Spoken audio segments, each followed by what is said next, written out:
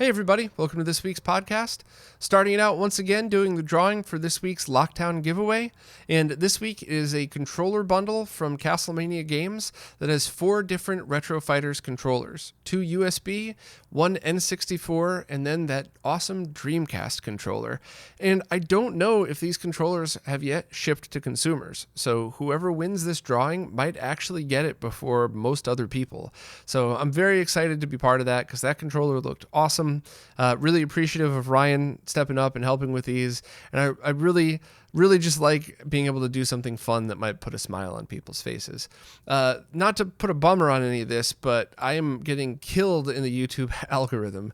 None of these videos are getting sent out to people who want to be notified. I had so many people contact me saying they didn't even realize the giveaway was up until I started talking about it on Twitter. Because even though they did subscribe to the channel and they do have notifications on, no one was getting the emails. So please, if you see these, share them with people, let people know. I really think it'd be pretty neat to just spread the word, and I'm going to keep trying to do it as long as I can.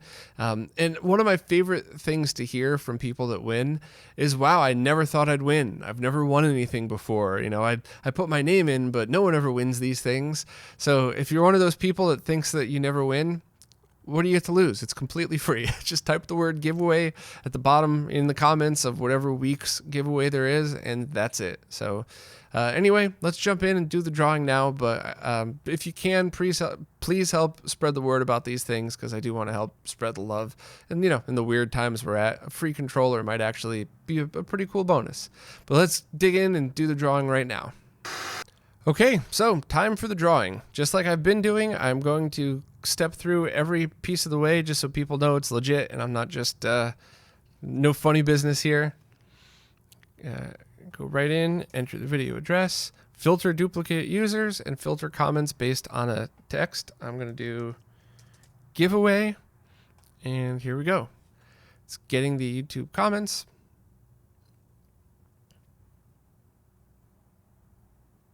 Sorry for anybody listening audio only. There's just dead silence. And now I'm just pressing start to get the random winner. And it is Alex Wilhelm. So Alex, congratulations. This is an awesome bundle. I think the Dreamcast controller is probably going to be the most exciting one, but don't discount the rest. The N64 one's been getting great reviews for the original console, and the 2 USB controllers could always come in handy if you use emulation. And just a note to anybody that's paying attention to these, it's not case sensitive. So post giveaway in the giveaway videos, not in this video, not in other videos, only the giveaway videos, not on Facebook, not on Twitter, just the giveaway video on YouTube. And just the word is going to be giveaway each week, not case sensitive. I type them in all lowercase, but as you can see right here, it picked up all of them. So congratulations to you, Alex. I'll contact you in the comments. We'll exchange emails and get these out to you. So congrats and enjoy the controller bundle. Displaced Gamers just posted a video about the MSX computers, and they went through the technical details of each and tried to squash some myths about them as well. And I really didn't know too much about the MSX going into this, and I really enjoyed the video. I think it's one that, as long as you have interest in this stuff at all, and even the slightest bit of technical knowledge, you could probably get into it.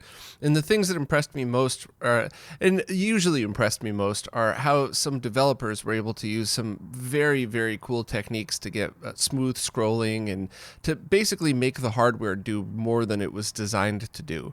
I was also pretty impressed that later versions of the MSX are fully backward compatible but offer much more power, and that even some games were able to run on both versions but take advantage of all of the versions with the faster chips in them and stuff like that. So I don't want to spoil too much of it. If you're into this stuff, please give it a watch, and please remember to subscribe to the Displaced Gamers channel. I'm such a big fan of theirs, and I think it's criminal that they don't have over 100,000 subscribers already. They're another one also that I don't get notifications anymore for, even though I clicked the bell and made sure that I want to get notifications from them. So YouTube is seriously broken, and it just very sad because there's a lot of good content out there that's getting overshadowed by, well, you know. Retro Gamer Store has just opened pre-orders on a transparent PC Engine case with matching case for the controller. I believe they need a minimum of 80 pre-orders in order for this to go through, just to fill the minimum order. And it's $110, which I believe includes shipping. So this thing looks absolutely awesome, and I really love it, but it is expensive. So this is something that you would really have to treat as like maybe your case is cracked and you really needed a new one, but you don't want to have to mess with buying a different console or anything like that. So that this is certainly a very high-end replacement, or maybe you're just somebody that likes the fancier type of stuff. For me personally, just my opinion, I like PC Engine and TurboGrafx, but I'm perfectly happy with the way they look. But I love Super Nintendo and Genesis. So if those clear cases were ever made, I'd buy it in a heartbeat, even for an expensive price, because it means a lot, both the aesthetics of it and how it plays. So, I'm sure the first comments about this are going to be, that's so expensive, but you really got to just put things into perspective. Is this something you really want? Is this a high-end thing that you want to turn your PC Engine into? And of course it should cost this much. Unless you're doing runs of 100,000, getting stuff molded like this costs a lot of money. So it's not an unfair price for the quantity that they're making, but it is expensive. Totally agree with you there. So I'm going to respectfully sit this one out, but if anybody ever makes one for Super Nintendo or Genesis, or I guess even weird stuff like a Game Gear, I'd probably be all over that. Also, Retro Gamer Store has a bunch of other very cool stuff coming out. They were the ones that made the VGA 666 RGBS hat. Could probably use some help with their naming, but so keep an eye on them as a store to watch in the future, I guess. But anybody who wants a clear case matching for their controller and core graphics now, check this one out. John Linneman just reviewed the Evercade handheld console, and I was very, very surprised at his conclusions. So for anybody unaware, the Evercade is a handheld LCD-based console that plays cartridges, and the cartridges themselves contained the games and the emulators. So there's a Genesis collection on there with Blast M, which is a very high quality Genesis software emulator. There's different collections of games that each contain all of that. And then you plug in the cartridges and play the normal way a handheld would play. And when I first saw this, I'll admit, I saw the picture and I just went, great, another LCD handheld console that's stealing other people's IP to make money. Yeah, totally wrong. Not at all what this thing is.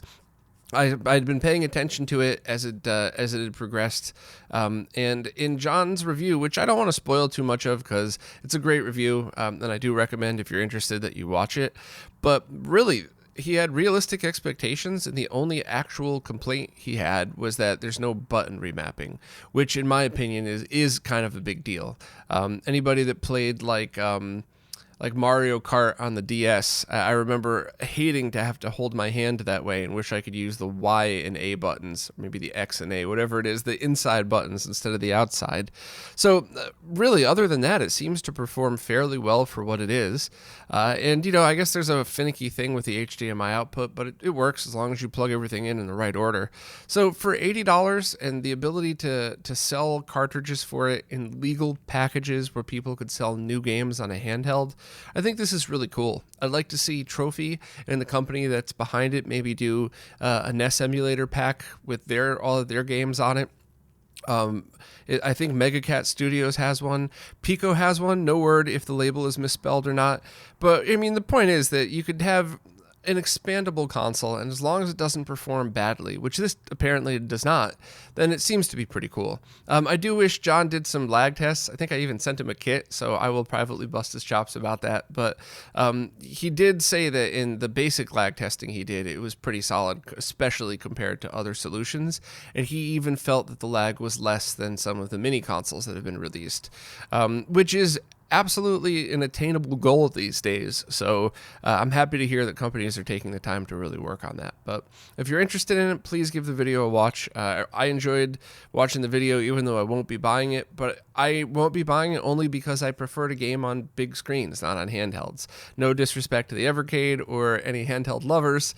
It's my thing. Sorry. But yeah, it's a cool video. So I was finally able to test Kevtris's 32X noise fix, and I found that it did make a difference.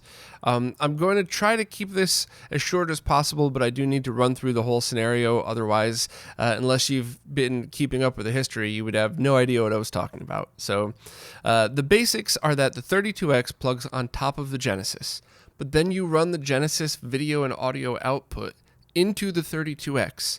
It adds its own layer of video on top of the Genesis, and then that's why you have to use the 32X output, not the Genesis one, to get your audio and video.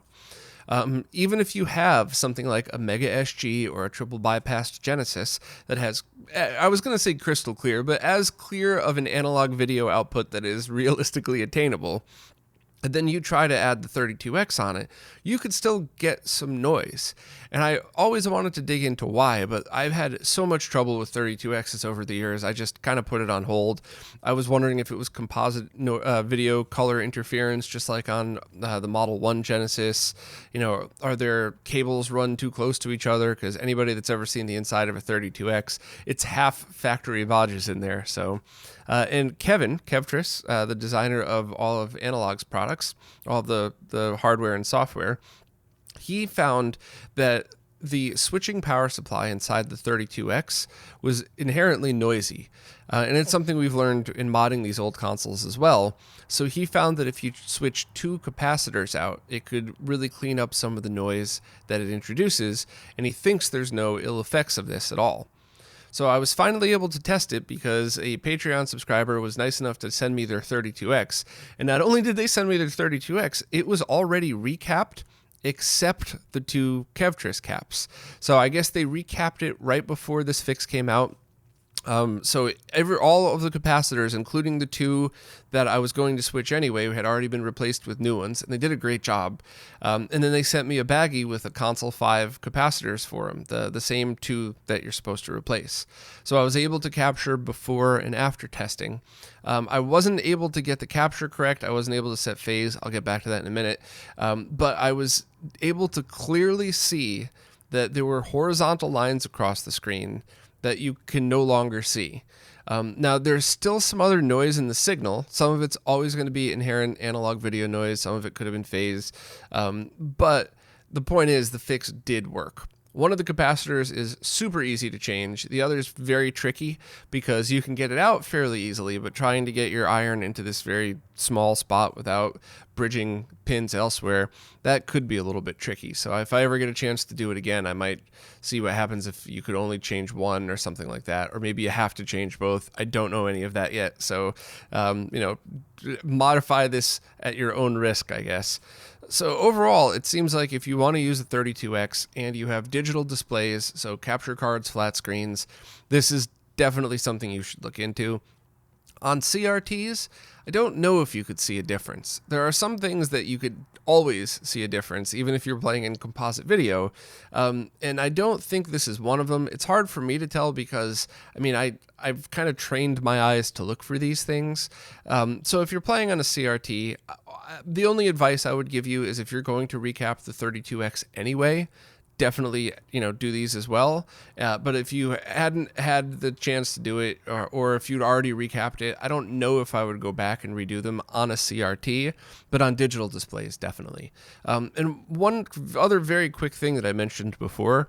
So Artemio's amazing 240p test suite is not available on the 32X because I don't believe there's a set of open source SDK tools in order to write them.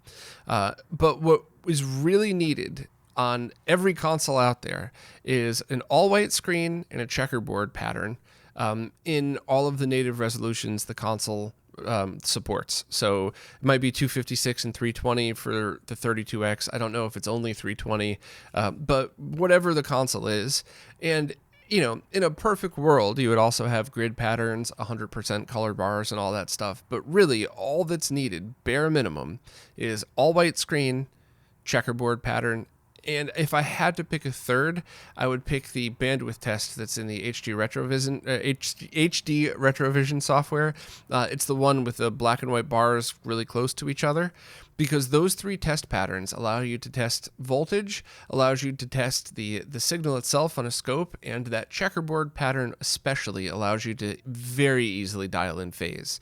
There's no, if you have a checkerboard pattern, as I showed in the video capture video, setting phase takes like 5 seconds. And if you don't, I just find it really, really hard, because when you zoom in to try to figure out what's off phase or what's just analog video interference, or what's just part of the game, it starts to get really tricky. So if there are any developers out there that would be willing to help, 32X definitely, but pretty much any console that doesn't have the 240p test suite, it would really be amazing just to get those 2-3 patterns would be really great.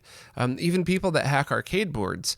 I've been unfortunately pestering Paul from the MK2 Plus project for quite a while now to add the checkerboard pattern and the bandwidth test to his ROMs, so that I could then take original Mortal Kombat hardware and throw them on a scope and do different kinds of testing for them. So if you have the ability to do this, especially now if you happen to be home, please help.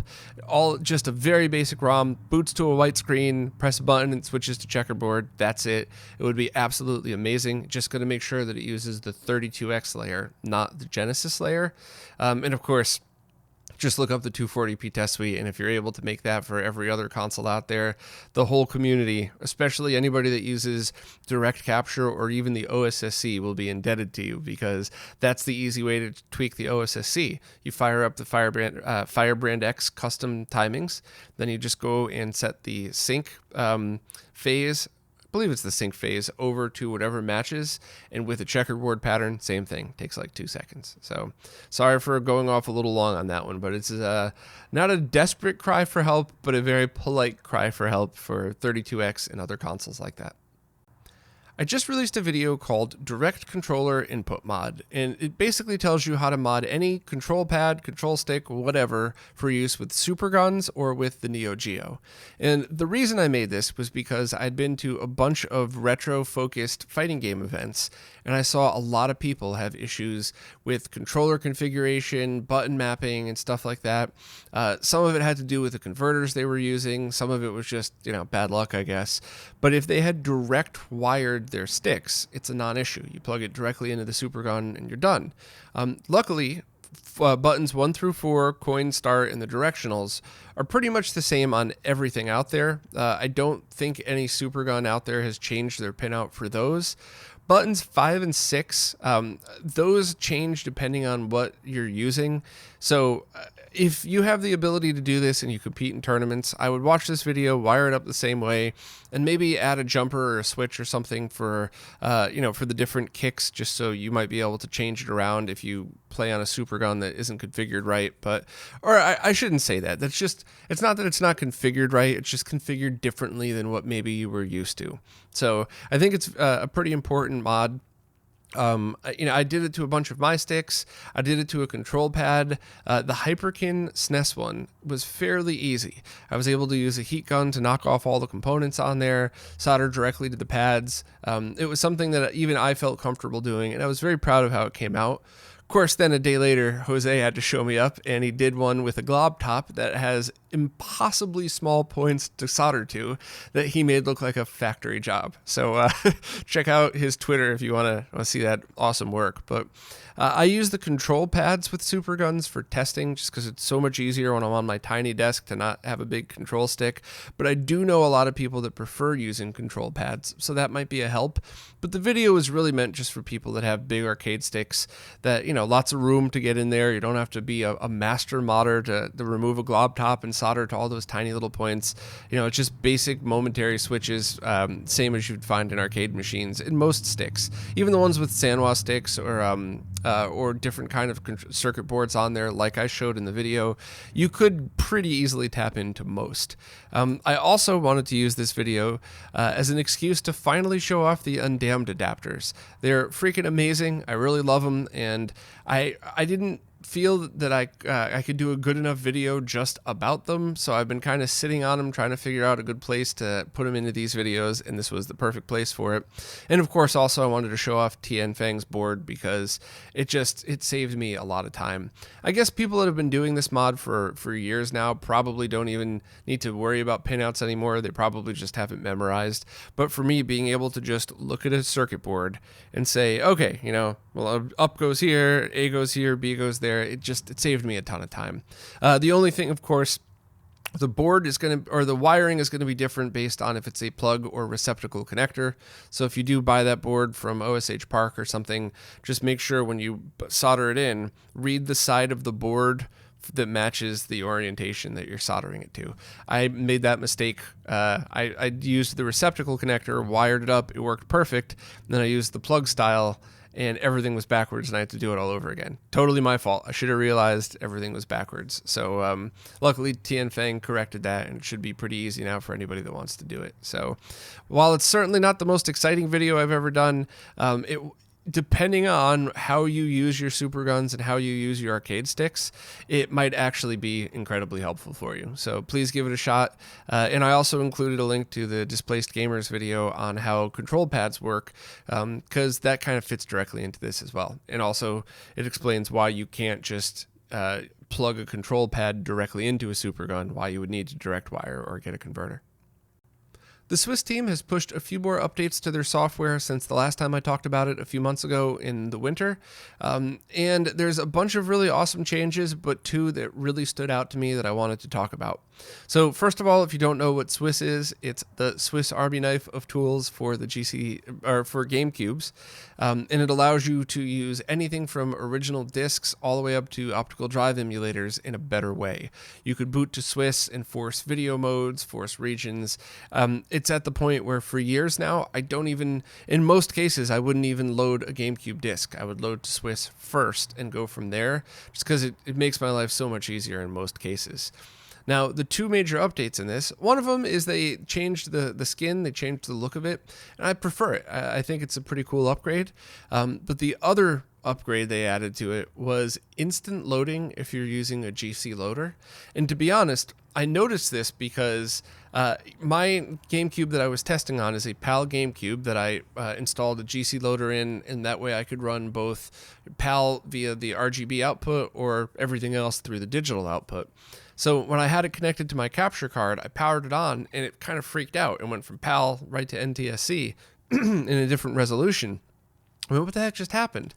I turned it off, I turned it on again, and I'm going, how's it going directly into Swiss? Am I not powering it off? And that's when I asked Extrems. Yes, they did actually add instant loading to this. So I don't know what trickery they're using. I just like to think of it as magic, but that was very noticeable. So if you're a GC loader user, definitely update to this because it boots pretty much. I mean, you power it on, count to 2, and Swiss is there. There's, as usual, a very long list of other changes that they'd worked on. So normally with Swiss updates, I would tell people go through the changes and see if it's something that applies to you. But in this time, I would say just update it. It looks a little bit better. Not that it looked bad before, but looks a little bit better. And that instant loading is pretty awesome. So as always, thank you to the entire Swiss team. Anybody that's involved in that at all, thank you so much because it's becoming some of the best tools you could imagine for any console, really. So it's really a must-have for the GameCube. The RetroPie team just uploaded version 4.6 beta that has official support for the Raspberry Pi 4. Now, up until now, you could manually install RetroPie in a kind of a different way by loading a different OS first. It was kind of complicated and it worked, but I ran into some issues with it myself, so I'm really looking forward to trying this one. I know Laka has a Raspberry Pi 4 image. I think I had some issues with that and some of the Raspberry Pi hats, and I don't believe the RGB Pi OS is working on the 4 yet. Certainly not with the ones that I have, the adapters that I have. So this is kind of neat for people that want to take advantage of the higher power of the Raspberry Pi 4 and hopefully still be able to use the RGB hats that we'd previously used on them. I'm especially looking to try out run-ahead mode for MAME ROMs because while I predominantly use the MiSTer and original consoles for consoles, Raspberry Pi is really how I use most arcades. Obviously, the very few boards I'm lucky enough to own, that's how I prefer to use them, but it's just not feasible to collect 1,000 arcade boards, whereas you could very easily load up a whole bunch of your favorite arcade ROMs right on a Pi. So I'm really looking forward to trying it out in RGB and seeing how the run-ahead mode works, and maybe even finally doing some more solid lag measurements on this. I think I did a few years ago, but I hadn't gone back and revisited it after hardware additions and some software tweaks. So maybe I'll finally use this as an excuse in the coming month or something to just do Raspberry Pi lag testing. But for now, if you have a Pi 4 and a Raspberry Pi hat, give this thing a try and see if it works. I saved this one for last because I have a feeling I might ramble about it because I'm very excited about this. So I'll give a quick description, and if you don't care, you could just drop off right after. Nothing critical after this. Mike Chi has added specific 480i scan lines to the RetroTink 2X Pro and 2X SCART. And the way they work is by drawing one line between the same way you would draw normal scan lines, but they're thinner because it's higher resolution to match the 480i. But each of these scan lines alternate between the odd and even lines between each frame. So if you were to look at it in slow motion, which now that I say that out loud, I probably should have done a slow-mo video of it, you could kind of see the scan lines jump up and down. And it gives a feeling that's supposed to feel exactly like what 480i looks like on a CRT. So that's the gist of it. I'm going to get into the details of it now. But I think more people might care about this than they realize, because this is some of the best scan lines I've ever seen. So the experiment that I did to see how I felt about this and the accuracy of it was I rolled over my 20L5, and then I played a PS3 game connected directly via component, just Daytona USA, but it's one of my favorite games, so I know it very well.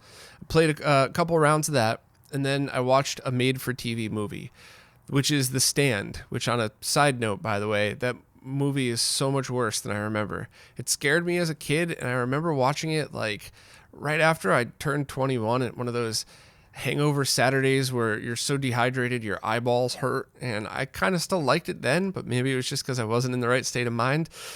Drinkers know what I'm talking about there. It was terrible, but I managed to sit through the entire first part of it just for this experiment.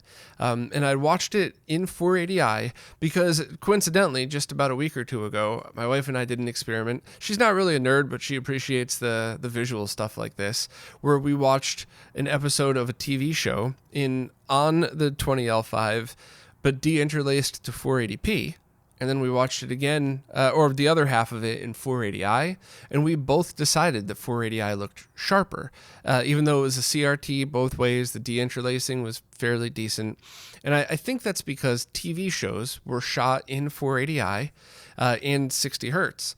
And when you have things like movies on DVD and you deinterlace those and play them in 480p, they just look like movies that are slightly low resolution. But I guess that would go for anything shot on film, but anything shot specifically for TV has that specific look to it. So it seemed sharper in 480i, so we didn't do the 480i test in this one. I did for 2 seconds just to make sure it was shot the same way. So we watched half of the 45 minutes of episode 1 on the 20L5, and I watched about 25-30 minutes of it on my OLED TV, but through the RetroTink 2X Pro with these scan lines turned on, and it looked really close, like shockingly close. And then, of course, I watched like the last 15-20 minutes of it through my Oppo Blu-ray player that has a very, very good upscaling chip in it. Not so great of a deinterlacer, but and it was fine, but I didn't like it as much. I thought it in the same way that I would watch 480i versus 480p on the 20L5, same thing. It just seemed much sharper, and it also felt like I was watching TV, which led me to the question of, if you grew up with CRTs in your house, then you would also probably think the same thing. Oh, that feels right. That feels the way it was on a CRT. But if you grew up only seeing flat panels, would it look just awful to you because you're just used to low res TV and how that looks on scale to a flat panel? So I'm kind of curious about that. So if there's any younger viewers that wouldn't mind commenting, if you have a Tink and you have the ability to test this. And also after that, I played a few more rounds of Daytona. Same thing, through the PS3, through the RetroTink, with the 480i scan lines on. And I played one full round and I went, you know what, that's really neat. It does look exactly like it, but let me just check out the other modes. And that was the one I liked the best, shockingly. It had the same amount of flicker as Bob deinterlacing. So if that bothered you before, it probably still going to bother you. If it didn't bother you, then it's probably going to look better. Definitely give it a try. I think when it comes to deinterlacing games, that's really going to be on a case-by-case basis, and I think that might also be what your brain interprets it as. I don't want to say nostalgia, because most people who get hardcore into these games are into it for the game, but if you have seen something the same way for a very long time, then it's just what your brain is programmed to see. I always joke about how Neo Geo looks weird to me on a PVM because the only time I saw it my whole life was on an arcade machine with a different type of CRT than Sony's use. So maybe it's just stuff like that, but I'm really interested to see what other people think about this. Luckily, the Tink 2X Pro and 2X SCART are super easy to update. You plug it into your computer while holding down a button, load up some software, load the file, and you're done. It's like less than a minute start to finish. No external programmers or all that stuff. So if you have the ability to test these things out, give it a shot and see what you think, because I was just so impressed by it. And I don't usually get excited over scan lines because 240p scan lines are so thick that I know scan lines themselves are actually the information on the screen, not the black, but I'm talking about the lines that go over it.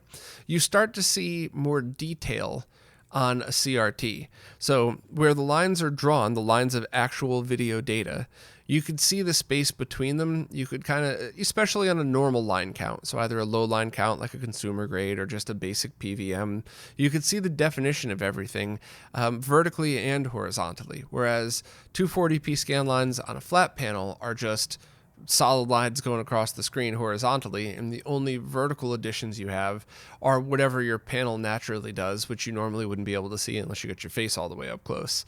So I haven't really been excited at all about artificial scan lines pretty much ever. I'm interested to see what's going to happen when 4K scalers come out and there's the ability to draw more detail on the screen. But as of now, I just don't, if I want to see scan lines, I game on a CRT.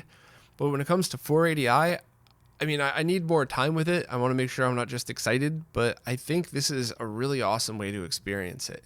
So if you play 480i games, or if you watch TV shows that were originally 480i, or if you want to give The Stand a try, maybe I was just in a weird mood last night or something, but give it a watch and see what you think. But I was very impressed at how this looked.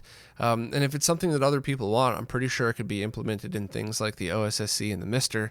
I say that so casually as if it's an easy thing. It's not easy. It takes very smart people to do this. I'm not one of them, but usually the people in the scene are great and they're willing to add this stuff. So definitely check it out. Definitely try it with games and with TV if possible. And I guess if you want with movies, but that might just be what your brain wants to see at that time. For me, if it's a progressive scan movie, I want to watch it on a flat panel, or if it's a movie with a lot of film grain, I prefer watching it 480p on a CRT. And that, I think, is what I'm really excited to start testing new scalers in 4K, because I'd love to see if you could have the same exact effect.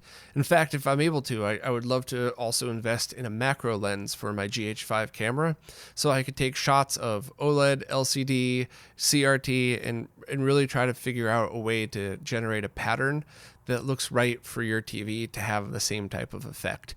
Because while the need for scan lines might die out once the last person who grew up with a CRT stops caring about it, if you want to preserve the way something looks, you're going to need stuff like filters.